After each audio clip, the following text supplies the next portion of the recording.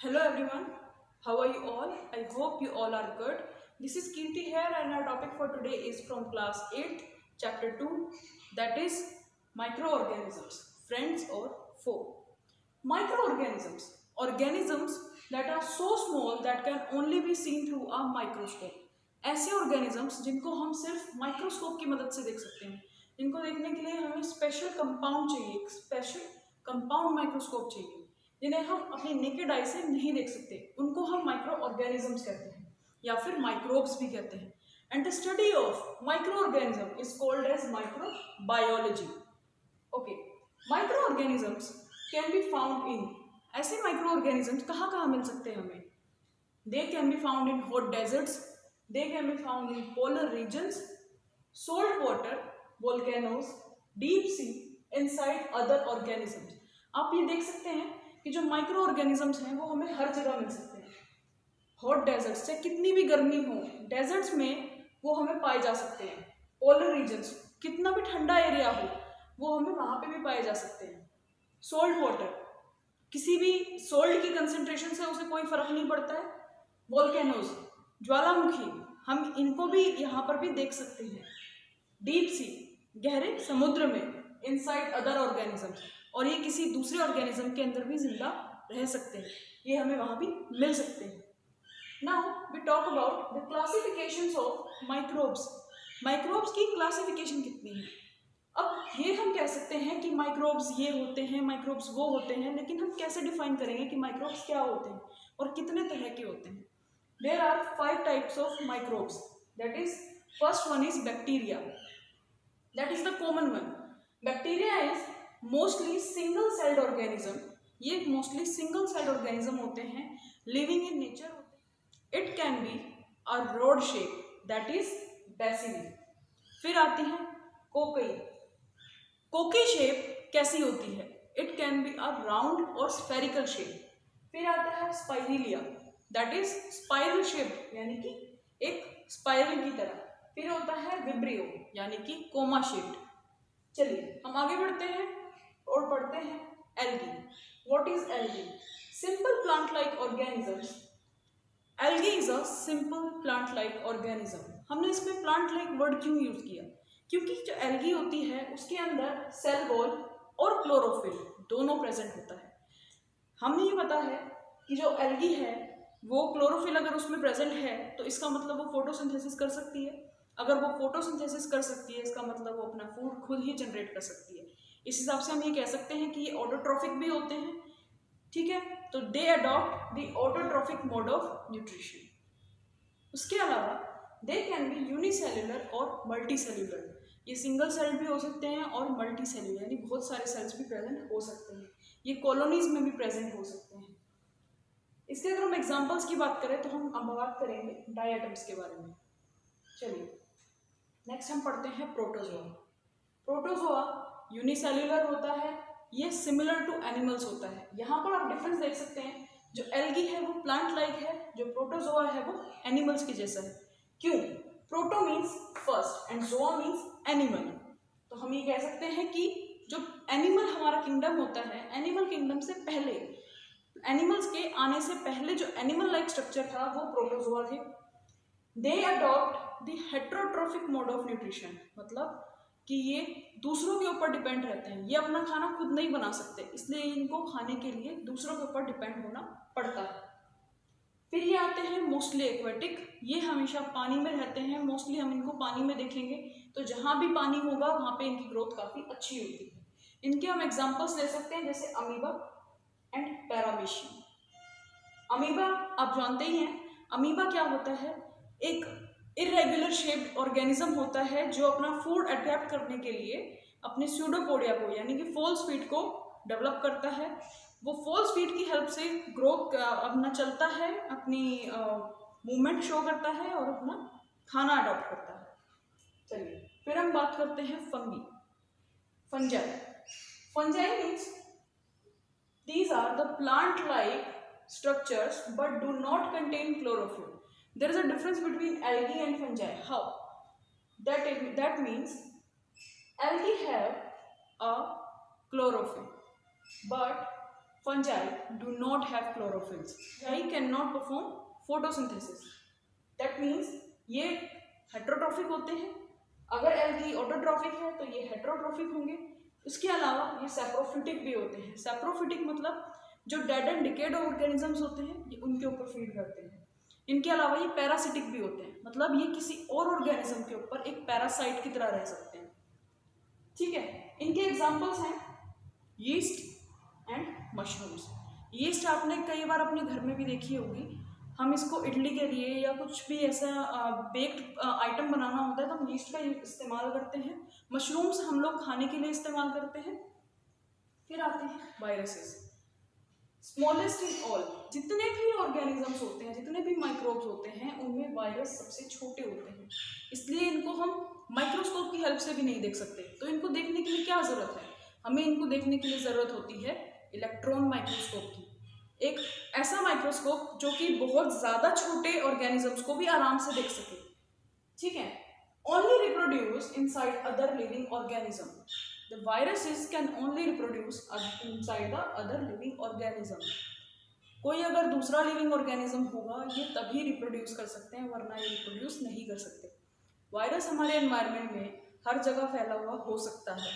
किसी ड्रॉपलेट में फैला हुआ हो सकता है, किसी मटेरियल के ऊपर रखा हो सकता है, लेकिन वो वहाँ पर ग्रोथ नहीं करता, वो वहाँ पे रिप्रोड्यूस नहीं करता. वो कहाँ पे रिप्रोड्यूस करता है? वो सिर्फ तभी रिप्रोड्यूस करेगा जब वो उस ऑर्गेनिज्म से कहीं उस पार्ट से किसी और ऑर्गेनिज्म, किसी और लिविंग सेल के अंदर चला जाए तो वो वहाँ पे अपनी डेवलपमेंट शो करता है, वहाँ से अपना न्यूट्रिशन लेता है. इसी वजह से ये ना तो लिविंग होते हैं ना ही ए लिविंग, मतलब ये नॉन लिविंग भी नहीं होते हैं ना ये लिविंग होते हैं. ये अगर किसी ऑर्गेनिज्म के साथ में है तो ये लिविंग कहलाएंगे. अगर किसी मटेरियल के ऊपर हैं, किसी ऑब्जेक्ट के ऊपर रखे हुए हैं तो ये नॉन लिविंग कहलाएंगे. They need a host. हम इसका मतलब ये कह सकते हैं कि इनको एक होस्ट की ज़रूरत होती है. They need a host.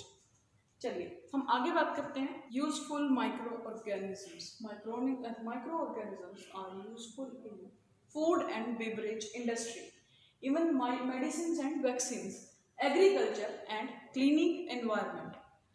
What do you mean by food and beverage industry?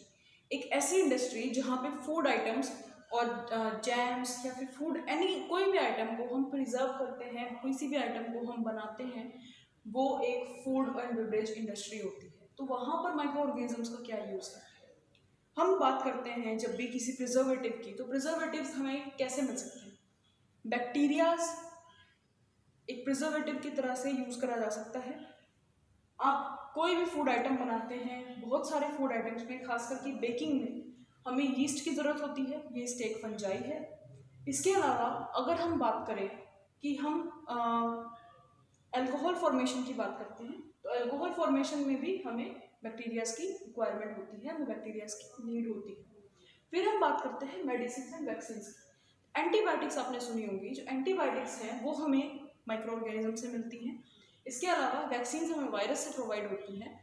उसके भी अलावा हम अगर बात करते हैं जैसे कि हम बात करें विटामिन बी कॉम्प्लेक्स टैबलेट्स, तो वो हम कहाँ से प्राप्त करते हैं? वो भी हम माइक्रो ऑर्गेनिज्म से ही प्राप्त कर सकते हैं. फिर हम बात करते हैं क्लीनिंग एनवायरनमेंट की. जो माइक्रो ऑर्गेनिजम्स होते हैं वो डेड और डिकेड ऑर्गेनिजम्स के ऊपर फीड करते हैं और उनको डिकम्पोज कर देते हैं, उनको सॉइल के साथ में मिक्स कर देते हैं और यूज़फुल जो आइटम्स होते हैं, यूज़फुल जो कंपाउंड्स होते हैं वो उसको रिलीज़ करते हैं, जिससे कि क्या होता है, हमारा एनवायरनमेंट क्लीन अप होता है. फिर हम बात करते हैं एग्रीकल्चर की. तो एग्रीकल्चर में इसका यूज़ क्या है? आपने नाइट्रोजन फिक्सेशन के बारे में सुना है. नाइट्रोजन फिक्सेशन में क्या होता है कि हमारे एनवायरनमेंट में 78% तक nitrogen in gaseous form present है. तो उसकी वजह से क्या होता है कि नाइट्रोजन ज़्यादा है लेकिन प्लांट्स उसको एब्जॉर्ब नहीं कर सकते, क्योंकि जो प्लांट्स होते हैं, जो फोटोसिंथेसिस करने वाले प्लांट्स होते हैं, वो डायरेक्ट नाइट्रोजन गैस को एब्जॉर्ब नहीं कर सकते, लेकिन उन्हें नाइट्रोजन की रिक्वायरमेंट होती है.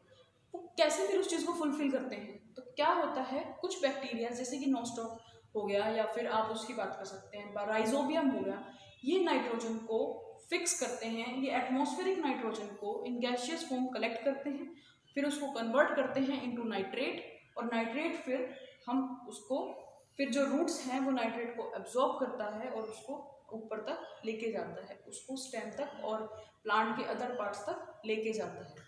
वहाँ पर उसकी फॉर्मेशन जो होती है वो क्या उसका काम क्या होता है, वो वहाँ पर जाकर के प्रोटीन्स बना सकता है, वो वहाँ पे जाके कार्बोहाइड्रेट्स बना सकता है, वो वहाँ पे जाके फैट्स बना सकता है। Nitrogen cycle, nitrogen cycle, the cycle of events by which nitrogen is channelized into living world and back to the atmosphere is called nitrogen cycle. वो साइकिल जहाँ पर क्या होता है कि जो नाइट्रोजन है वो हम एटमॉस्फेयर से कलेक्ट करते हैं और उसको वापस एटमॉस्फेयर पे भेज देते हैं, तो उस चैनल को हम नाइट्रोजन साइकिल कहते हैं। फिर आता है harmful micro organisms. Harmful micro organisms कौन से होते हैं? ऐसे ऑर्गेनिजम्स, ऐसे माइक्रो ऑर्गेनिजम्स जो कि एनवायरनमेंट को, जो कि ह्यूमंस को, जो कि एनिमल्स को नुकसान पहुंचाए, उनको डिजीज कॉज करे, उनको हम पैथोजेंस या फिर जर्म्स कहते हैं। जैसे कि एग्जांपल अगर हम लें किसी भी डिजीज का, तो वो हो सकता है एंथ्रेक्स। एंथ्रेक्स एक बैक्टीरियल डिजीज है जो कि कैटल्स को होती है और वहाँ से ही ह्यूमंस को भी होती है। फिर हम बात करते हैं foot and mouth disease. Foot and mouth disease भी कैटल्स में होती है और ये एक वायरल डिजीज होती है। फिर आता है सिट्रस कैंकर। सिट्रस कैंकर हमेशा सिट्रस फ्रूट के प्लांट्स को होता है। फिर आता है rust of wheat. Rust of wheat भी एक वायरल डिजीज है, ये वीट को होता है, इससे वीट्स खराब हो जाती हैं। फिर आता है मलेरिया। आपने मलेरिया के बारे में सुनी रखा होगा। मलेरिया एक्चुअली में प्लाज्मोडियम से होता है, ना कि मॉस्किटोज से, और प्लाज्मोडियम एक प्रोटोजोआ है। प्लाज्मोडियम क्या करता है, फीमेल एनोफिलिस मॉस्किटो के गट में प्रेजेंट होता है और उसके सलाइवा के थ्रू ह्यूमंस के अंदर एंटर करता है और वहाँ से ह्यूमंस के ब्लड के थ्रू वो उनके लीवर पे और उनकी बाकी बॉडी पार्ट्स पे अटैक करता है और उनकी बॉडी को नुकसान पहुँचाता है। ठीक है। इसके अलावा डेंगू। डेंगू के बारे में आपने सुन रखा होगा। डेंगू भी सेम इसी तरीके से एक प्रोटोजोअन के थ्रू ही होता है और वो कहाँ से फैलता है, वो एडेस मॉस्किटो की मदद से फैला जाता है। फिर आता है फूड स्पॉइलेज। फूड स्पॉइलेज, आप ये जानते हैं कि अगर माइक्रो ऑर्गेनिजम्स डायरेक्ट एनवायरनमेंट में प्रेजेंट हो और वो उस खाने के ऊपर, जो आप खाना खाते हैं, वो उस खाने के ऊपर अगर बैठ जाएं तो वो क्या होगा। एक्चुअली क्या होता है, माइक्रो ऑर्गेनिजम्स हमारे एनवायरनमेंट में हर समय हमारे आसपास प्रेजेंट होते हैं, लेकिन हमें अपने फूड को बचा के रखना पड़ता है, क्योंकि जैसे ही माइक्रो ऑर्गेनिजम्स को वार्म और मॉइस्ट एनवायरनमेंट मिलता है, वो फूड के ऊपर अटैक करते हैं, फूड को ख़राब करते हैं। और अगर वो ख़राब फूड कोई ह्यूमन अपने कंज्यूम कर ले, उसको खा ले, तो उसको फूड पॉइजनिंग हो सकती है। फूड पॉइजनिंग इतनी सीवियर भी हो सकती है कि किसी की डेथ भी हो जाए। तो इसके लिए हमें क्या करना चाहिए, उसके लिए हमें करना चाहिए food preservation. What is food preservation? The processing of food to prevent the spoilage. Food की ऐसी प्रोसेसिंग जिसमें कि हम उसके स्पॉइलेज को, उसके खराब होने को प्रिवेंट कर सकें and retain their nutritive value, और उसकी न्यूट्रिटिव वैल्यू को हम बचा के रख सकें। फिर हम बात करते हैं केमिकल प्रिजर्वेटिव्स की। आपने सुन रखा होगा, अगर हमें फूड प्रिजर्व करना है तो उसके लिए हमें प्रिजर्वेटिव चाहिए।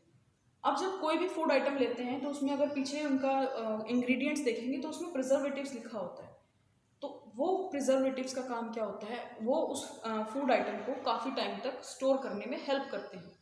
जैसे कि अगर हम केमिकल प्रिजर्वेटिव की बात करें तो सबसे पहला आता है सोडियम बेंजोएट, फिर आता है सोडियम मेटा बाइसल्फाइड।